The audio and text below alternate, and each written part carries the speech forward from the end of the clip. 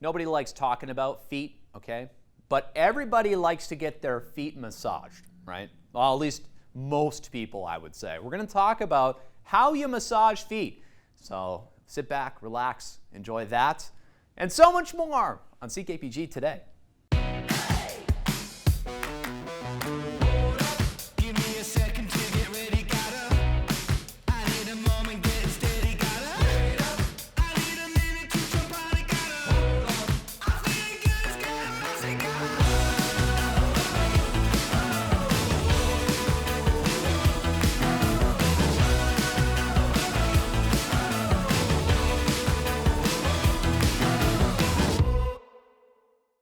Things are melting. If you look closely even at the river, there's a little shimmer of green in there. You know why? St. Patrick's Day is coming up, and they're celebrating here at Farmhouse Catering the very special event themed with a very special Guinness-themed stew.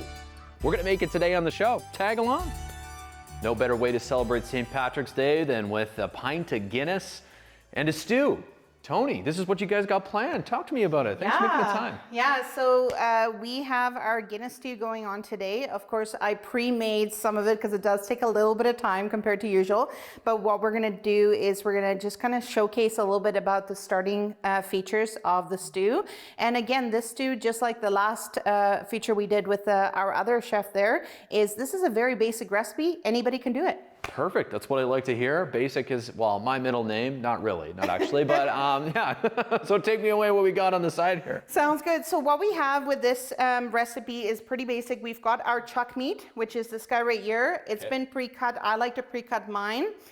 Then we've got some onions. We've got some bacon. Now with your bacon, just keep in mind with this, we want to be basic. So try and stay away from the smoked bacon. Go with something basic, but nice thick cut. Because we want that flavor to come through, Not right? the maple kind, you no, just want the let's thick. just go basic, right? Then we've got our garlic. I'm cheating today with this guy just because I really love it. Then we've got some celery, carrots. We do have our bay leaves for the end because that's about the flavor as well. And then of course, our Guinness. Our Guinness is the feature here. This is what everybody loves. And then for spicing, we got things pretty basic.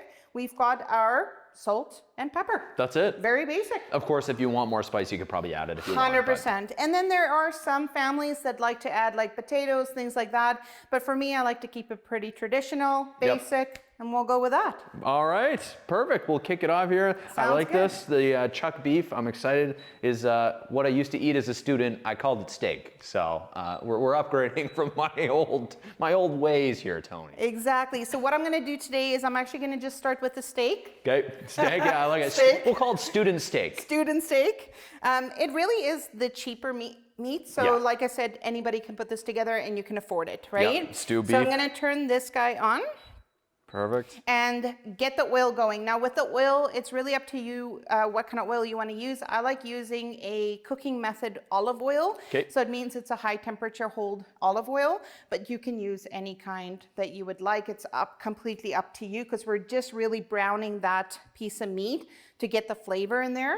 So with our meat, we're going to take that guy, take our salt and pepper.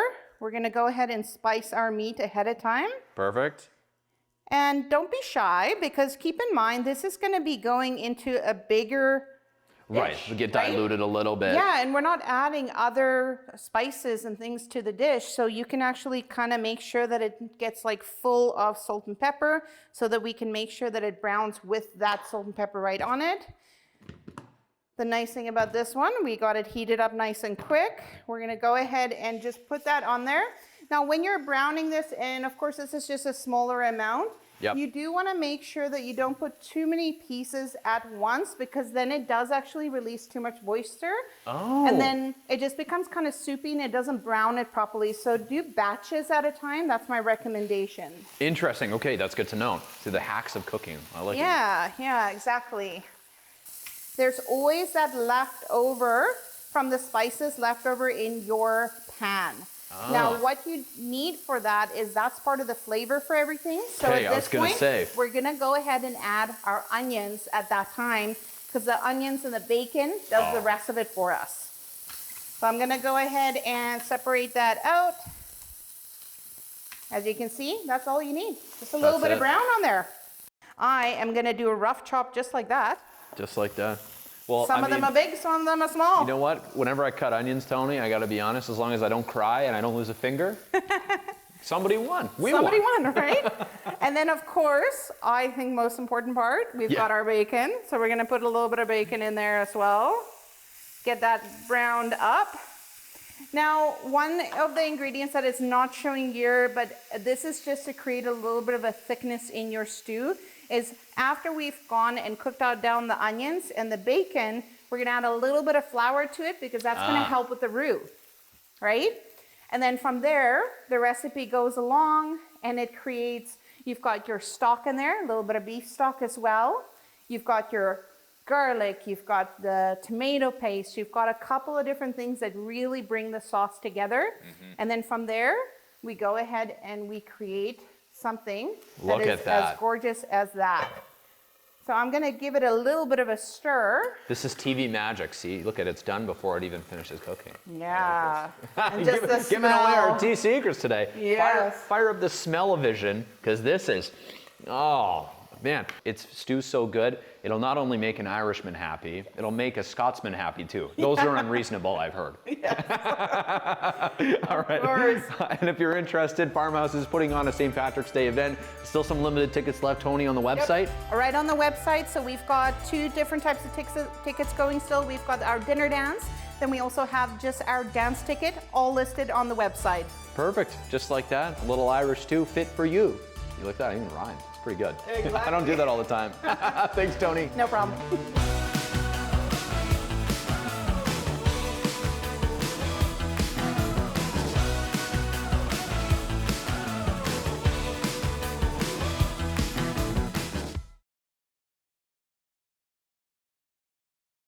As a great song once said, these boots are made for walking, and that's just what they'll do. You've probably been walking a lot lately in the winter, maybe your feet are sore. That's what I'm getting after. Reflexology, have you heard about it? Learn more about it with us today as we go discover a very totally awesome segment.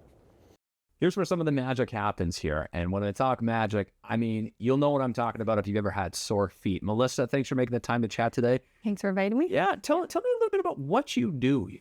So I'm a RCRT, which stands for Registered Canadian Reflexology Therapist. So I can work on your face and ears, I can work on your hands or your feet. Really? Okay, Yeah. so you're certified to work on all of that. Yeah, yeah. And how did you get into this? Fate, I guess. I'm not actually sure, to be honest. I did my yoga teacher training in 2019, and I loved the kind of holistic realm of things and came across Ayurvedic head massage and reflexology, and The rest is history. yeah, something in my gut was just like, you're doing those. I was like, okay.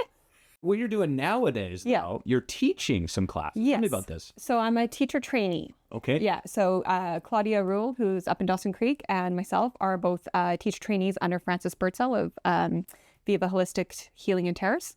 So she's been instrumental in the North in bringing reflexology up here. So hopefully by the end of this year, we'll be fully licensed teachers. I like it. Yeah. So we've been teaching our levels under Frances. So they do qualify and meet all the standards for the associations. Yeah. So we just taught our basic I like a it. couple weeks ago. We're hopefully doing an intermediate in May and then a professional practice when the students are ready. How about Yeah. that? Reflexology is this? It's just, I mean, a longer word to say something that has a reflex in it. So is that... Kind of. So it's a holistic modality, and it's based on the principle that there are different reflex points, as we call them, Okay. in the hands, face, ears, feet, that correspond to like your circulatory system, your heart, your liver, your lungs, that kind of thing. So by working the areas in your hands or your feet, or like face or ears, Yep. you can stimulate the different organs, the different systems, and I have like a bunch of different diabetic clients that find it helps with their circulation as well. I'm also trained in reflexology, lymphatic drainage. So that helps with lymphedema and swelling from, cancer treatments, from surgeries, from just a ton of different ailments that can cause swelling. Huh. Yeah. The more you know here, Melissa, you got a lot behind you. Yeah. I mean, like behind you as far as things Okay, you do, no, but I was also, to look at my on the wall. Yeah. that too. Let's dive into a little lesson as we promised. Okay. People have to pay to see my feet, so yours okay? I guess so, yeah. You can see the foot diagram on the wall, and I've never been on one of these little rolly chairs before, Melissa. So don't fall over. I feel professional all of a sudden. Perfect. Well, you want to do the session then? Let's do it. Okay. How do I start? So we usually start with what we call foot desserts. Okay. I'm not going to ask more about that. It's basically relaxation techniques. So if you place your hand on either side of the foot, and you can give it a wiggle. Okay, just like this? Yep. So we call that one the side to side. Okay. Yeah. And then if you clasp one hand under and hold the top of the foot and just give it a gentle pull. And a pull like The that? whole leg. Pull. Oh, the whole leg. There you go. Okay, and feet, are they fragile or not really? Not really. Okay. I mean, if they're elderly, if they're sick, or if they're children, we do definitely go lighter. But most people do prefer deeper pressure. Okay. But having said that, you don't need a ton of deep pressure to access the reflex points. You can do light pressure and still get really good benefits. Interesting. Yeah. So we usually start with the toes. So the toes represent the head and the neck. So we always start pressing in. So if you find the swirl in the big toe and you press in, that is the pituitary gland. What is that in English? Pituitary. Pituitary, we call it the master gland. So it kind of Like what? so it it kickstarts all the other organs and glands to Okay. start. Yeah. Okay, I know what you mean. Yeah. Yeah. And then you go down the foot, different glands. Yep. So we start there, and then you can work the whole toe. So we do what is called thumb walking. Okay. So if you use the outer edge of your thumb and you're walking along. Oh. Yeah. So let's do one last one here, Melissa. Okay. What do you want to do? Who hasn't been stressed lately? So if right between down the second toe there, roughly, Yep. right about there, Okay. would be, yep. And that's usually the adrenal gland. Okay. So if you press in there, most people, if you touch it, it's pretty tender. Oh, yeah. So you give it a gentle rub, and that's going to help calm them down. Am I calming you down? A little bit, yeah. I was super nervous before this interview, so now I'm chill. Don't worry. Oh my God! Thanks so much for the lesson today, Melissa. Thank you. Awesome. It's not every day we get to do stuff like this. Right? And if you want to wash your hands, the sink's in the next room. Thank you. Thank you. That was my next question. But All right, it's time now for the grand reveal. We've been giving you some hints on social media for hot or cold and where these tickets to see Shen Yun are. 2 tickets to see Shen Yun in Vancouver in April, plus a stay at the Rosedale in Robson. We've heard your guesses, and there's only one person who guessed this spot correctly. Could have been anywhere here in the studio. No, there's no fridges, there's no freezers, but there is an envelope behind this piece of decor. Inside this envelope, the Shen Yun tickets are going to Jax Bailey. Congratulations for guessing correctly. Our promotions team will be in touch with you, and you can pick those up here at the station. Thanks to everyone who entered and played a little hot or cold for Shen Yun tickets. Miss an episode? That's okay, life gets busy. We get it. Or maybe you didn't miss anything, but you're here to watch that one feature again because honestly, it was that good. No judgment. Here's the good news. You can relive every moment of the CKPG Today Show whenever you want. Head over to ckpgtoday.ca, click on the Today Show tab, and voila. So grab some snacks, kick back, and binge away because let's face it, life's too short to miss out on great local TV.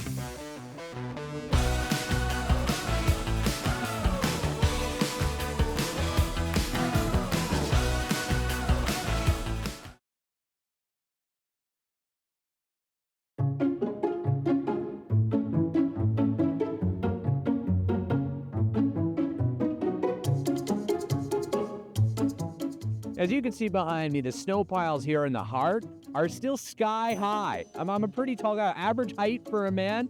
And look at this thing. Come on. This is astonishing. I almost need counseling just looking at it because when the heck is spring going to come to these great people up here in the Hart?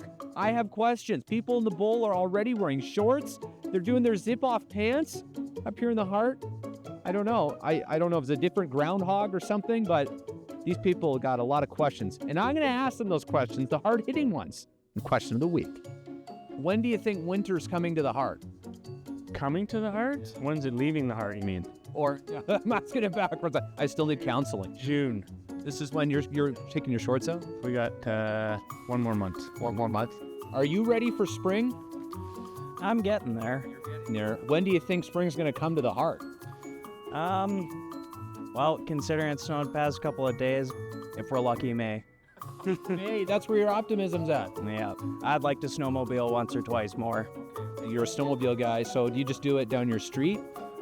There's a couple of trails in the background here. As long as we get a little more snow, I can play a little bit more. Okay, what do you say to a guy like me who, I don't know what minus it is right now, but I'm a little cold? put a hoodie under that jacket. It looks like you're ready for spring, but the weather up here says otherwise. When do you think it's coming? Never. I don't think it's ever gonna come. It's just, I actually live out in Bear Lake, but I've lived in Prince George for most of my life, so. Okay, maybe a better question. How long till winter comes to Bear Lake? Ooh. Is this longer than the Hart even? Sometimes I notice Prince George gets more snow than we do. Okay. I'll be up there and people are like, oh, you getting all the snow? And no, we'll drive in. The closer we get to town, the more snow there is, but we're in the same boat. We still got a dump of snow yesterday, so still waiting for it. I like it. People live in Bear Lake, just to confirm? Surprisingly, yes. I got a question for you. I was born and raised in the Bowl, not a Hart resident, but I have a question. How long do you think it's going to take for spring to come up here? Another month anyway. You heard people in the Bowl are already wearing shorts. Where's the bowl? Okay, we're asking people in the Hart when they think spring will come. What's your... Come and gone. It's come and gone. Yeah, haven't you noticed? The roads were clear and now we've got snow again. What do you think it'll come back, or are you just giving up? It might. What's your words of wisdom to people like me who are a little cold? Just start walking. You'll warm up fast enough. By that you mean walk back to the Bowl. Okay, I have to say the people in the Hart are really nice, but so many of them have told me to get over myself and just relax. Spring will come. So the optimism, well, is showing up here in the Hart. Where do I get on the plane to get back to the Bowl? Somebody direct me, please.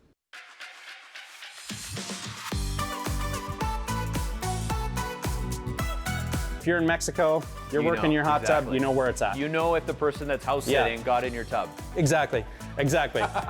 Andy, this is very cool. Window painting, there's never a bad time here to do it, right? Like -40 isn't so fun, but Outside, yeah. That's fair. Oh, Manitoba, they do have something to be excited about. And other than Eddie Huban, we bug him about that. But the best company they should ever work. Is it? Yes. Honest response? Yeah. Yes. You're allowed to blink twice. Compared to other hotels, like this is the best. Yeah, this is the best. have you ever had to do this before? No, this is new for us. Wow, that's exciting. So the lumberjack, man, is everyone dressed in plaid too? No, they'll just be in their regular Okay. here, but yeah. Some rock, some country in Edmonton. I guess it fits with living in Alberta, but Oh man, we got cowboys out here, brother. Let me tell you. For cloth so that you don't burn your hand. I was gonna say, sensitive dance. Okay, it's so good I'm actually gonna finish it. You don't see me do that often, Alicia. there you go. 10 out of 10. The dermatologist told me my skin was like that of a baby's, so I should be careful. I can see it. So is this along my theory, Howie? I always joke about this. I don't eat to live, I live to eat. You could say yes, yeah? Technically, yes. Yeah, why not, right? I'm right. Are you Okay, ready? cheers. I'm not ready. Oh, that's really smooth.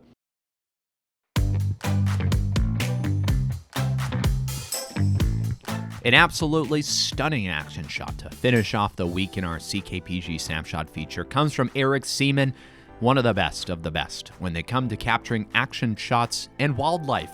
This another great one of a great gray owl. It's actually a failed attempt at catching a mouse, but you can see here the snow, the power of the wings. These things are massive animals. Massive. Thanks so much, Eric, for capturing and sharing this fantastic moment.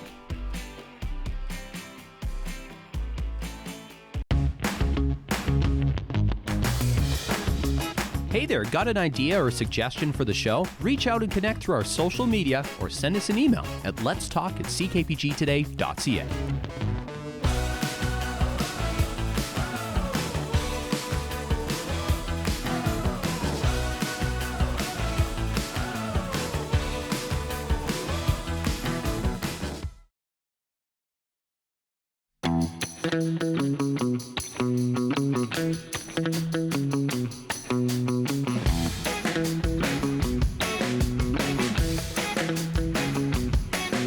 Check out some of these events coming up in our community. There's a pretty cool design competition happening at the Northern Sports Center March 14th. This is from high school students across the region competing in 3 rounds of competition to try and throw bean bags. And, well, there'll be some more coverage on CKPG today. Stay tuned. Coming up at the Prince George Conference and Civic Center, Primetime Wrestling returns with The Ring March 14th and 15th. Watch as Andy Anderson, the Prospector, and many fan favorites compete once again. Check out the Prince George Youth Symphony Orchestra in collaboration with the PG Conservatory of Music for Anna Maria and Maestro Vivaldi. A very special performance is going on tour, not only here in Prince George, but also to Vanderhoof and Fraser Lake. And the best named event on this community calendar for sure, Planned Parenthood. Need I explain any more? Check out this event at Art Nap Plantland, March 16th. If you have an event, send us the info. Let's talk at ckpgtoday.ca. Everyone now around town's talking about Josh Ravensburg, and how can you not, right? Great goalie for the Prince George Cougars. He's been making the history books as a rookie, and well, he's headed into probably more history as his career continues. But we're going to take a look at another great goaltending legend in Cougars history, Chris Mason, today, because, well, there's a pretty cool story and lots of funny comparables when you actually compare Josh and Chris.